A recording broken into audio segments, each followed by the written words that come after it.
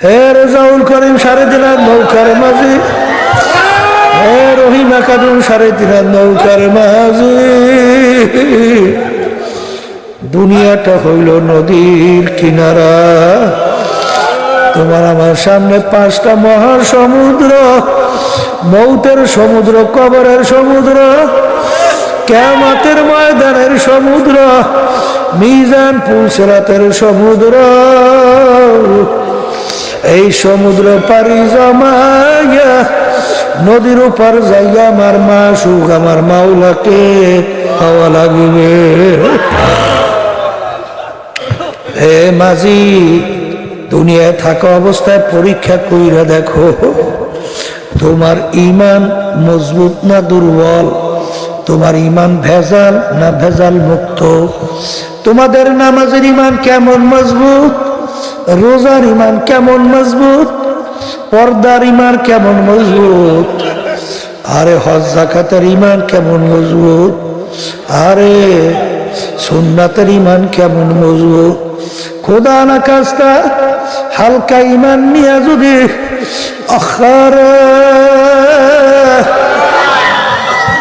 আমার মালিকের হুকুম অনুযায়ী আজরাইল আলাইহিস সালাতু ওয়াস সালাম পিছনে হাত পাইতে অপেক্ষা করছে, আমার মালিক যখন বলে আজরাইল ধর, ওই অবস্থায় যদি থাবা দিয়ে বসে আর ওই মহাসমুদ্রের ভিতরে যদি পইরা যাও, ওই সমুদ্রে তোমার হালকা ঈমানের তরি টেকবেও না। ও মাঝি, আমার মাসুম মাওলাকেও আর পাবো না। এই জন্য আমার বাজানদেরকে বলবো, পর্দারে মা বোনদেরকে বলবো, ওয়ালা তামুতুন্না ইল্লা ওয়া আনতুম মুসলিমুন, খবরদার মুসলমান না হইয়া কেউ মরিও না। মুসলমানি বুয়াদ গরদানি হাদা এনানে খোদ বাদস্তে খাজা দাদা। এ আল্লাহর বান্দারা, পর্দারে মা বোনেরা, তোমার আমার আল্লাহু আকবার লাগাম আল্লাহ এবং আল্লাহর রাসূলের হাতে সুপর্দ করতে হবে। এই জন্য আল্লাহর বান্দারা বলতেন সফরদাম বাতুমা আখশরা তুদানি হিসাব কামবেশরা। হে আমার দয়ার মালিক, আমি তোমার কাছে সব কিছু সুপর্দ কইরা দিলাম, এখন মালিক তুমি আমার জিম্মাদার হইয়া যাও। ওয়া ইয়াতাওয়াক্কাল আলাল্লাহি ফাহুয়া হাসবুহু। আমার মালিকের উপরে যে সুপর্দ করতে পারবে, আমার মালিকই সেই বান্দা বান্দির জন্য যথেষ্ট। এই জন্য আমার বাজানদেরকে বলবো, কারণ হাদিসের ভিতরে আসছে বান্দা বান্দি যখন এরকম মালিকের কাছে সুপর্দের মতো সুপর্দ হয়ে যায়, আল্লাহর হাবিব বলে ইয়াদুহু ইয়াদুল্লাহ, আইনুহু আইনুল্লাহ, লিসানুহু লিসানুল্লাহ।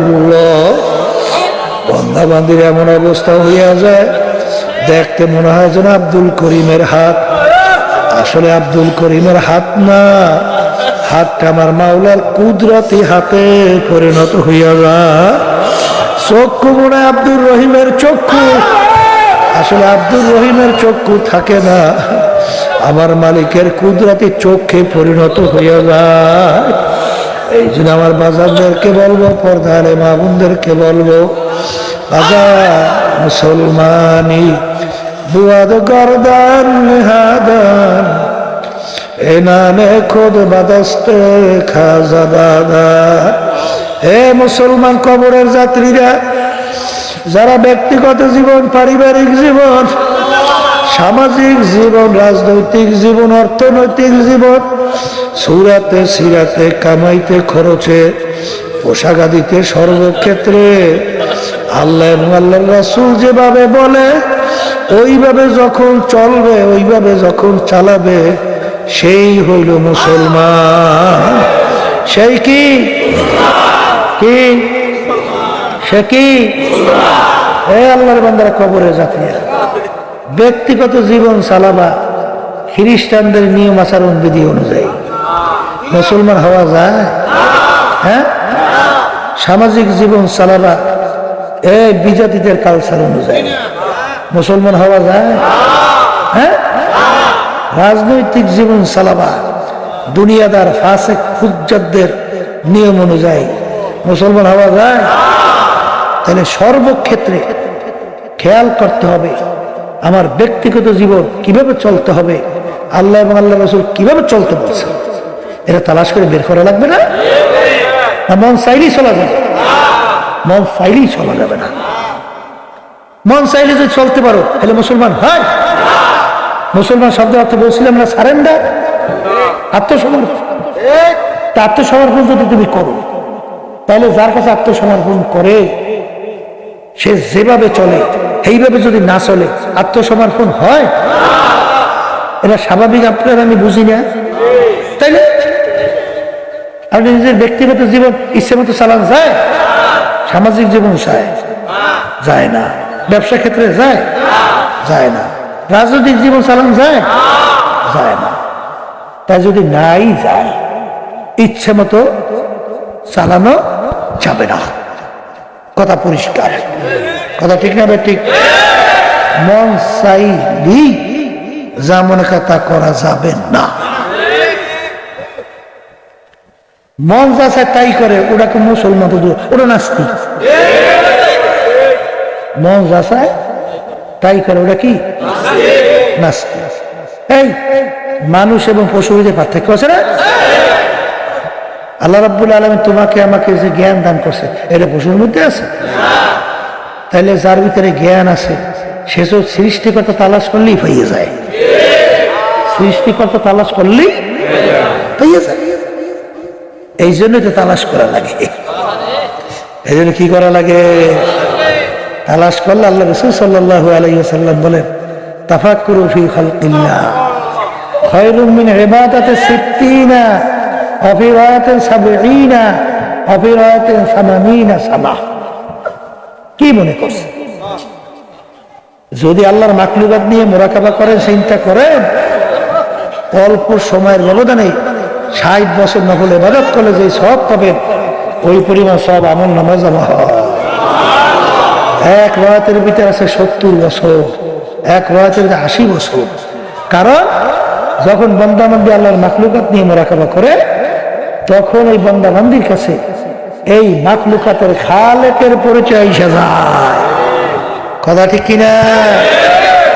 যখন তারা মুরাকাবা করে, তখনই তারা সেজদায় পড়ে 2 হাত তুলে মাওলার দরবারে কান্দে, রব্বানা মা খালাকতা হাযা বাতিলা সুবহানাকা ফাকিনা আযাবান্নার। হে আমার মালিক, আমি তোমার মাখলুকাত নিয়ে যখন মুরাকাবা করলাম, তখন আমি দেখলাম কোনো কিছুই তুমি বেহুদা বানাও নাই। এখন দয়া মায়া করে তুমি আমাকে তোমার আযাব থেকে, জাহান্নাম থেকে মুক্তি দান করো। কি এই দোয়াও শিক্ষাতেছে আল্লাহ। এই দোয়া শিক্ষাতেছে কেডা? এই দোয়া শিক্ষাতেছে কেডা? আল্লাহ শিক্ষাতেছে। তাহলে আল্লাহর কাছে দোয়া করতে হবে না? মালিক, তুমি যা কিছু বানাইছো সব ইদেই তোমার কুদরতে ভরা। এখন দয়া মায়া করে তুমি একটু আমাকে মাফ করিয়ে দাও। এখন দয়া মায়া করে তুমি জাহান্নাম থেকে আমাকে মুক্তি দাও। এখন আযাব গজব থেকে তুমি একটু আমাকে বাঁচাও। মালিক দোয়া করতে বলছে, যেহেতু দোয়া করতে যে শিখেইছে যে সেই অনুযায়ী যদি দোয়া করি, মাফও করবে সে। কথা কয় না? এই বিচারক বিচার করবে। বিচারক কি করবে? সে যদি শিখেই দেয়, এইভাবে তুই আমার কাছে চাইস, যদি ওইভাবে চাই, সঙ্গে সঙ্গে বিচারক তা জাহান্নাম থেকে মুক্তির জন্য দোয়া শিখাইছে কে? এইভাবে যদি আল্লাহর কাছে আমরা দোয়া করি, মাপ কি কথা ঠিক না ভাই? ঠিক। এই জন্য আমার বাজানদেরকে বলবো, আবার মাপ চাওয়ার ব্যাপারে কিন্তু কায়দা আছে। কি আছে? কায়দা। বলে হ্যাঁ, কি বাপ মার কাছে যদি কিছু চায়, যদি এরকম ভাবে গলা টান, সিনা টান, আব্বা আমার এগুলো লাগবে, দিলে দাও, কি দেয়? আর যদি একেবারে চোখে পানি নিয়ে একটু জড়ো সরইয়া, আব্বা আব্বা আমার এইটা লাগবে, তখন বাপের কলিজার ভিতরে একটা টান দেয়, না দিয়ে পারে। যখন বান্দা বান্দি দুই হাত মালিকের দরবারে তুইলা দেলটাকে ভাইয়া দুই চোখের পানি ফালাইয়া যখন ডাক দেবে, রব্বানা যালামনা আনফুসানা ওয়া ইল্লাম তাগফির লানা ওয়া তারহামনা লানাকুনান্না মিনাল খাসিরিন। আমার মালিককে ডাক দিতে দেরি,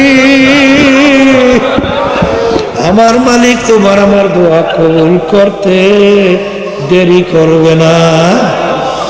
তাহলে কেমনে? হাদিসে কুদসির ভিতরে আসছে, মান আতানি আমশিহি আতাইতুহু হারওয়ালা। বান্দা বান্দিকে পাওয়ার জন্য, আল্লাহকে পাওয়ার জন্য বান্দা বান্দি যখন হাঁটতে রওনা করে, হাঁটে, আল্লাহর রহমত দৌড় দেয়, দৌড় দিয়া টাইনা মালিকের কুদরতি কোলের ভিতরে জায়গা দেয়। সন্তানকে যখন মা বাবা ডাক দেয়, বাবা আসো, ঠিক মতো পারে না হাঁটতে, বাপমা ডাক দিয়েছে খুশি, বাপমা ডাক দিলে একটা জোরে হাসি দেয় না বাচ্চা, হাসি দিয়ে হাঁটতে পারে না, দৌড় দেয়, ঠাস করে পড়িয়েছে। বাপ্পা বসে বসে তামসা দেখে না, দৌড় দিয়ে দিয়ে বাচ্চাকে ধরে, দৌড়ে দেখে তামাঙ্গায় পায়খানা বর্ষামে ভরা, আগুনেও ফালায় না, পানিতেও ফালায় না, ধোয়াইয়া পোছাইয়া কোলে নিয়ে আদর করে চুমা দেয়।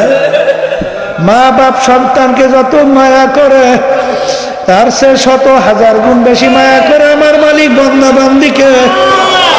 বান্দা বান্দি যখন গুড়ার বোঝা নিয়া মালিকের দরবারে দুই হাত তুইরা দুই চোখের পানি ছাইরা যখন করুণ সুরে ডাক দেয়, মালিক নাফরমান তোমার দরবারে আজি, ডাক দিতে দেরি, আমার মালিক তার কুদরতি কোলের মধ্যে টাইনা জায়গা দিতে দেরি করবে না। আমার বাজানদেরকে বলবো, পর্দালে মা বোনদেরকে বলবো, আল্লাহ